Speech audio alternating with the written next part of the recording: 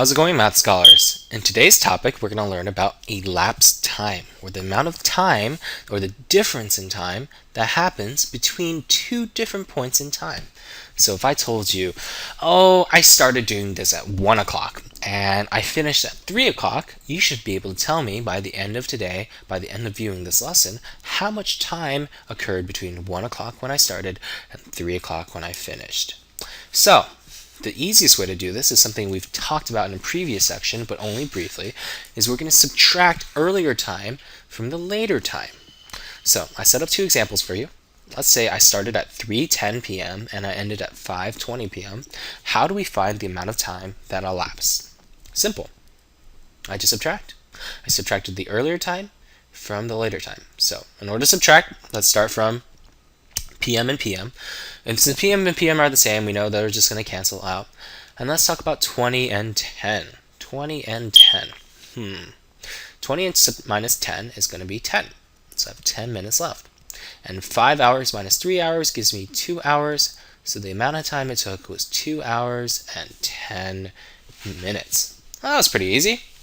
Let's go on to a harder example. So in this example, I see it's PM 2:15 p.m. minus 11:25 a.m. I started at 11:25 and I finished at 2:15. How do I do this? Well, first of all, I know something else is different. PM and AM, they're clearly not the same. So how do I change from PM to AM? How do I change that? Well, in the afternoon, it's basically PM is the same thing as AM, except for you've added 12 hours because all 12 hours in the morning have already happened.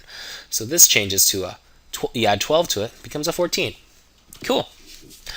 Now let's move on to minutes. AM's cancel.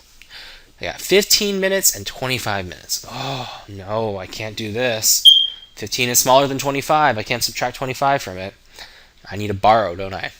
So I need to borrow from the next larger unit, which is the 14 hours. So I'm going to borrow an hour. This becomes 13. And if I borrow an hour is 60 minutes. I need to add 60 minutes to this minute that I'm borrowing from. So this becomes a 75 minutes. And 75 minus 25 gets me 50. And I'm done with my minutes. So now moving on to the hours, I see, well, I've added 12 to it because I changed the PM to an AM. And I've also done what? I've also borrowed an hour, so now it's back to 13. I borrowed an hour for my minutes. So now it's 13 hours minus 11 hours. That gives me 2 hours. It took me 2 hours and 50 minutes to complete whatever activity I was completing. So, just to recap, it's very simple.